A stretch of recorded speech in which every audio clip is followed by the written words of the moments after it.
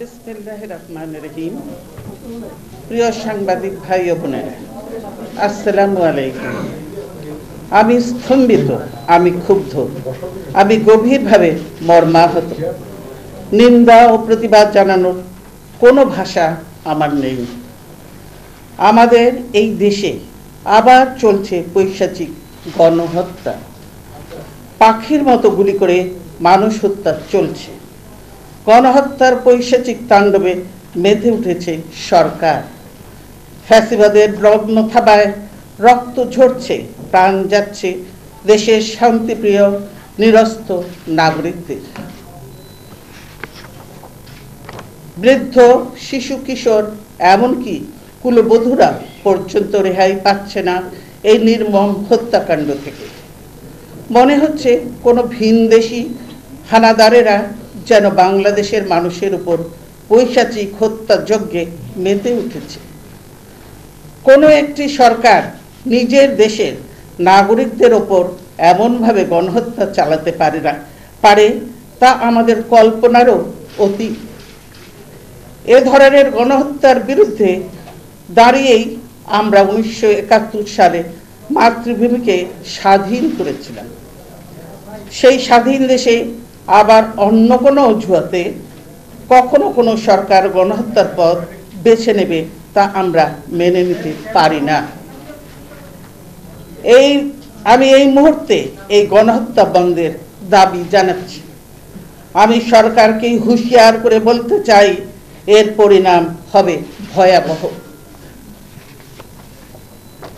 Police, আধা সামরিক বাহিনী সহ আইন শৃঙ্খলা বাহিনীর প্রতিটি সদস্যের প্রতি আমার আহ্বান, বাংলাদেশের মানুষের টাকায় যে অস্ত্র কেনা হয় সেই অস্ত্র নির্বিচারে জনগণের ওপর ব্যবহার করবেন না।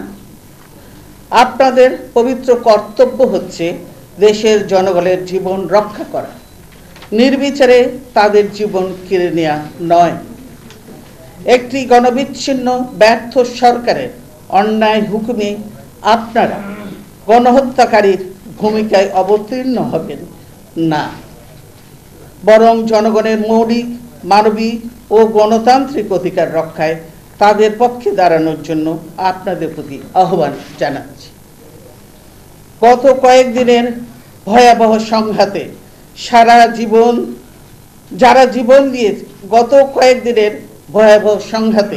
যারা জীবন দিয়েছে আমি তাদের রুহের মাগফিরাত কামনা করছি। তাদের স্বজনদের প্রতি জানাচ্ছি গভীর সমবেদনা। এই সব নিষ্ঠুর হত্যাকাণ্ডের সুবিচারের দাবিতে জনগণকে সোচ্চার হওয়ার আহ্বান জানাচ্ছি।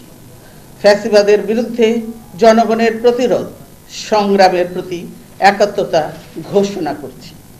গণতন্ত্র ও জনগণের অধিকার প্রতিষ্ঠার মাধ্যমে কেবল সরকার সৃষ্ট নৈরাজ্যের হাত থেকে দেশ ও জাতিকে রক্ষা করা সম্ভব বলে আমরা মনে করি। প্রিয় সাংবাদিক বন্ধুগণ, দেশ আজ এক ভয়াবহ সংকট। এমন ভয়ঙ্কর অবস্থা স্বাধীনতার পর আর কখনো সৃষ্টি হয়নি। গোটা জাতিকে আজ বিভক্ত করে ফেলা হয়েছে। দেশের বিপুল সংখ্যাগরিষ্ঠ মানুষের ধর্ম, পবিত্র ইসলাম এবং আমাদের মহান স্বাধীনতাকে আজ পরিকল্পিতভাবে প্রতিপক্ষ বানিয়ে মুখোমুখি দাঁড় করিয়ে দেয়া হয়েছে।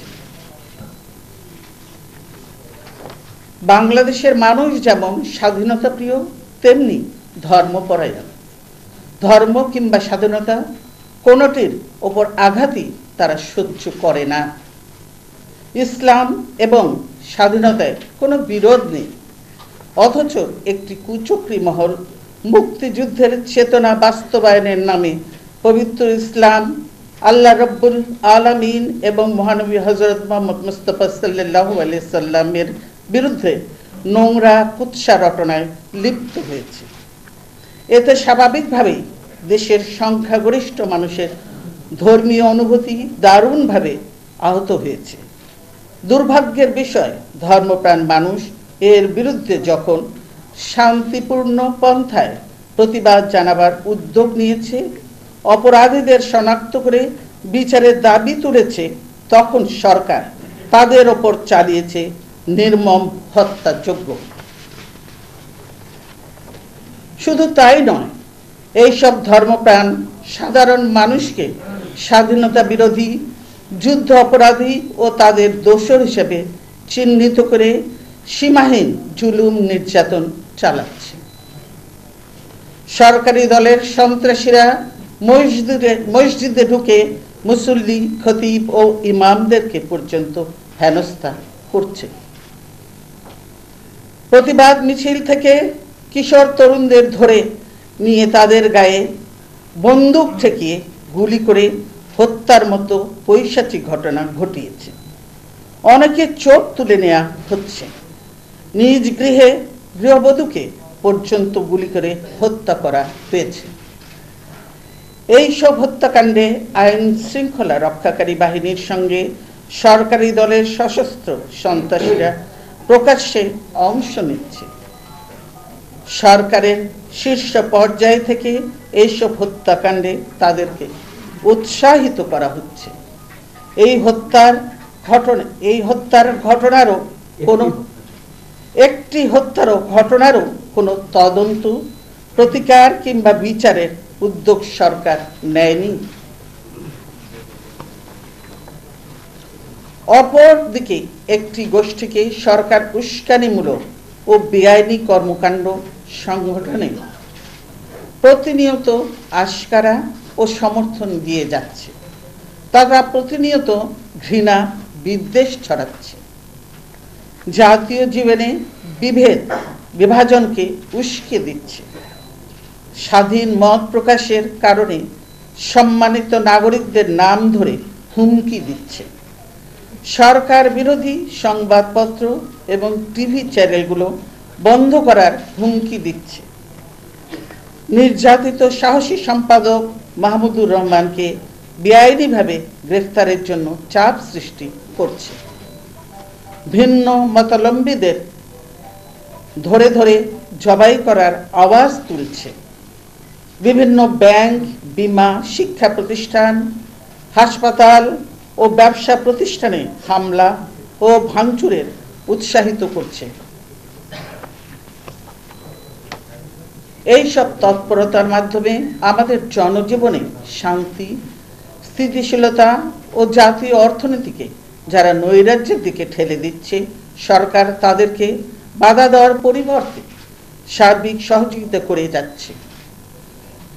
সরকারের মন্ত্রীরা তাদের কাছে গিয়ে এসব কর্মকাণ্ডে সমর্থন যোগাচ্ছে।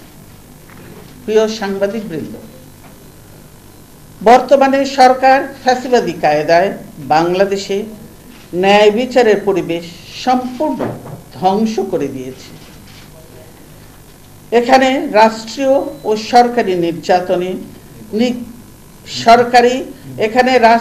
ও সরকারি নিবর্তনে নিগৃহীত কোনো নাগরিকের ন্যায় বিচার পাওয়ার আর কোনো সুযোগ নেই। মানবতার বিরুদ্ধে অপরাধের বিচারের ক্ষেত্রেও এই কথা সমভাবে প্রযোজ্য। আমরা বারবার পরিষ্কারভাবে বলেছি, মানবতার বিরুদ্ধে অপরাধের বিচার আমরা চাই। সেই বিচার হতে হবে স্বচ্ছ এবং দেশি ও আন্তর্জাতিক মান বজায় রেখে। আমরা বিচারের নামে রাজনৈতিক উদ্দেশ্য হাসিলের পক্ষপাতী নই। আপনারা জানেন, এই বিচার প্রক্রিয়া, ট্রাইব্যুনাল ও আইন নিয়ে শুধু দেশে নয়, আন্তর্জাতিক পরিমণ্ডলেও ব্যাপক প্রশ্ন উত্থাপিত হয়েছে। সে কারণে আমরা বারবার সরকারকে সতর্ক করে বলেছি যে প্রশ্নবিদ্ধ কোনো বিচার জাতিকে ঐক্যবদ্ধ করার বদলে বিভক্তির দিকেই ঠেলে দেবে। কাজেই এ ব্যাপারে একটি জাতীয় ঐক্যমত গঠন খুবই প্রয়োজন ছিল, কিন্তু সরকার আমাদের কথায় কান দেয়নি, কারো সঙ্গে কোনো আলাপ আলোচনাও করেনি। বরং যারা বিচার প্রক্রিয়ার ত্রুটিগুলো দূর করার কথা বলেছে, ন্যায় বিচার নিশ্চিত করার কথা বলেছে, তাদেরকে বিচার বিরোধী ও স্বাধীনতা বিরোধী হিসেবে চিত্রিত করার অপচেষ্টা চালিয়েছে। এই বিচারের ট্রাইব্যুনাল গঠন, বিচারক নিয়োগ, প্রসিকিউশন গঠন, তদন্ত পরিচালনা ও আইনজীবী নিয়োগ সবকিছুই এই সরকার করেছে। অথচ ট্রাইব্যুনালের একটি রায়ের বিরুদ্ধে যে বিক্ষোভের আয়োজন করা হয়, সরকার তার সঙ্গেও একাত্মতা ঘোষণা করে। শাহবাগের বিক্ষোভ সমাবেশ থেকে প্রতিটি অভিযুক্তকে ফাঁসি দেওয়ার যে দাবি জানানো হয়, প্রধানমন্ত্রী সংসদে দাঁড়িয়ে তার প্রতি শুধু সমর্থনই ব্যক্ত করেননি, বরং ট্রাইব্যুনালের বিচারকদের প্রতি বিক্ষোভকারীদের দাবি বিবেচনায় রেখে রায় দেওয়ার আহ্বান জানান।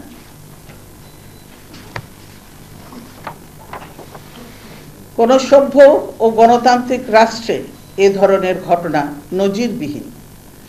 এই সব ঘটনার মাধ্যমে ন্যায় বিচারের সর্বশেষ আশাটুকু সম্পূর্ণ তিরোহিত হয়ে যায়। এমন পরিস্থিতিতে ট্রাইব্যুনালের কোনো বিচারকের পক্ষেই স্বাধীন এবং নিরপেক্ষভাবে বিচার কার্য পরিচালনা কিংবা রায় দেয়া সম্ভব নয়। তাই এই ট্রাইব্যুনালের যে কোনো রায়ই এখন প্রশ্নবিদ্ধ হয়ে থাকবে। আমরা স্পষ্ট করে বলতে চাই যে সরকার বিচার প্রক্রিয়ার উপর চাপ প্রয়োগের উদ্দেশ্যে ন্যায় বিচারের পরিবেশ ধ্বংস করে দিয়েছে। শুধু তাই নয়, তারা জনগোষ্ঠীকে বিভক্ত করে এক ভয়ঙ্কর সংঘাত ও সহিংসতার পরিবেশ সৃষ্টি করেছে। প্রতিটি নাগরিক আজ উৎকণ্ঠিত, সকলের নিরাপত্তা আজ বিপন্ন। এই অনৈক্য ও সংঘাত আমাদের জাতীয় নিরাপত্তাকেও আজ গুরুতর হুমকির মুখে ঠেলে দিয়েছে। এই ভয়াবহ পরিস্থিতি সৃষ্টির সমস্ত দায়িত্ব এই সরকারকেই বহন করতে হবে। বিচার প্রক্রিয়ার উপর বিক্ষোভের চাপ প্রয়োগকে সমর্থন করে, জাতিকে বিভক্ত করে সংঘাতের পথে ঠেলে দিয়ে এবং নিজের দেশের নাগরিকদের ওপর বর্বর হত্যাকাণ্ড চালিয়ে এই সরকার ক্ষমতায় থাকার সকল নৈতিক অধিকার হারিয়ে ফেলেছে। তারা ক্ষমতায় থাকলে দেশ আরো ভয়ঙ্কর বিপর্যয়ের দিকে ধাবিত হবে। সে কারণে আমরা অনতিবিলম্বে এই রক্ত পিপাসু খুনি সরকারের পদত্যাগ দাবি করছি। জনগণের গণতান্ত্রিক আন্দোলনকে ভিন্ন খাতে প্রবাহিত করার হীন উদ্দেশ্যে সরকার ইতিমধ্যেই পরিকল্পিতভাবে ধর্মীয় সংখ্যালঘুদের বাড়িঘরে আক্রমণ চালিয়ে দেশে বিরাজমান সাম্প্রদায়িক সম্প্রীতি ধ্বংসের অপচেষ্টা চালাচ্ছে। এরা একই উদ্দেশ্যে শান্তিপ্রিয় বৌদ্ধ ধর্মাবলম্বীদের ওপরও হামলা চালিয়েছিল। আমি সরকারকে এমন আত্মঘাতী ষড়যন্ত্র থেকে বিরত হওয়ার পরামর্শ দিচ্ছি। দেশবাসীকে আমি সাম্প্রদায়িক সম্প্রীতি বিনষ্টের যে কোনো অপচেষ্টার বিরুদ্ধে সজাগ থাকার আহ্বান জানাচ্ছি। আমি গণমাধ্যমে কর্মরত সাংবাদিক ভাই বোনদের প্রতি আহ্বান জানাই, অতীতে স্বাধীনতা, গণতন্ত্র ও জনগণের স্বার্থ রক্ষায় আপনারা যেমন সোচ্চার ভূমিকা পালন করেছিলেন, আজ দেশ ও জাতি এই দুঃসময়ে ঠিক সেভাবেই জনগণের প্রকৃত আশা আকাঙ্ক্ষা ও সংগ্রামকে প্রচার ও প্রকাশ করে চলমান গণতান্ত্রিক সংগ্রামে অংশ নিন। আমরা শান্তির পক্ষে, আমরা সংঘাত, সংঘর্ষ, হানানির বিপক্ষে। আমরা গণতন্ত্র ও ন্যায় বিচারের পক্ষে। দলমত নির্বিশেষে প্রতিটি নাগরিকের শান্তি ও নিরাপত্তা নিশ্চিত করার পক্ষে আমাদের দৃঢ় অবস্থান।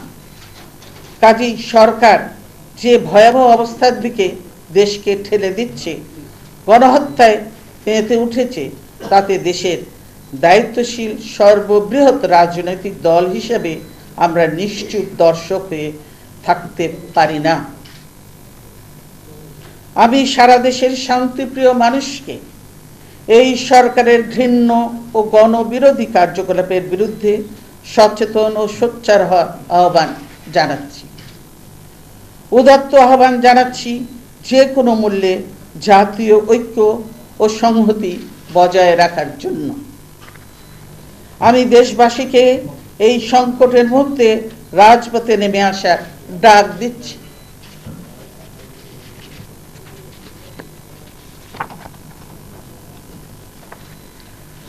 আগামীকাল শনিবার ঢাকার নয়াপল্টনে বিএনপির কেন্দ্রীয় কার্যালয়ের সামনে থেকে বিকাল ৩টায় প্রতিবাদ মিছিল হবে।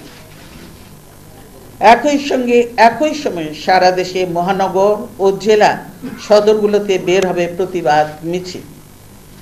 সরকারি সন্ত্রাস ও গণহত্যার প্রতিবাদে আয়োজিত এই সব মিছিলে আমি সকলকে শরীক হওয়ার আহ্বান জানাচ্ছি। সরকারের দুর্নীতি, দুঃশাসন, নির্যাতন, নিপীড়ন ও গণহত্যার প্রতিবাদে আগামী ৫ই মার্চ মঙ্গলবার সারা দেশে সকাল সন্ধ্যা সর্বাত্মক হরতাল পালনের জন্য আমি দেশবাসীর প্রতি উদাত্ত আহ্বান জানাচ্ছি। আমি সরকার ও প্রশাসনকে বলবো, জনগণের শান্তিপূর্ণ প্রতিবাদ বিক্ষোভে কোনো বাধা সৃষ্টির চেষ্টা করবেন না। আমি বলবো, আর একটি গুলিও যেন চালানো না হয়। জুলুম নির্যাতনের পথ বেছে নিলে আমরা জনগণকে সঙ্গে নিয়ে রাজপথে এর বিরুদ্ধে প্রতিরোধ গড়ে তুলব। প্রিয় সাংবাদিক বন্ধুগণ, আপনারা জানেন এই সরকার সম্পূর্ণ ব্যর্থ সরকার। অযোগ্যতা, সন্ত্রাস ও নৃশংসতায় তারা নিজেদের অতীত রেকর্ডও এবার ভঙ্গ করেছে। এরা সম্পূর্ণ গণবিচ্ছিন্ন হয়ে পড়েছে। ছলে বলে কৌশলে প্রচার মাধ্যমকে নিয়ন্ত্রণ করে এরা প্রকৃত জনমতকে আড়াল করতে চাইছে। কিন্তু প্রকৃত অবস্থা তারা নিজেরাও জানে। তাই ক্ষমতায় থেকে নির্বাচনী প্রহসন করে আবার গদিতে বসতে চায়।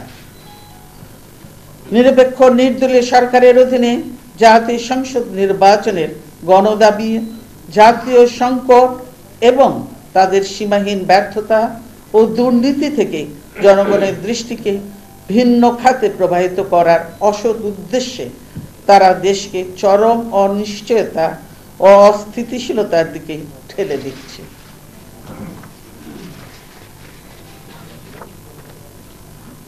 গুম, খুন, সন্ত্রাস, গণহত্যা, হামলা, মামলা ও মিথ্যাচারের আশ্রয় গ্রহণ করেছে।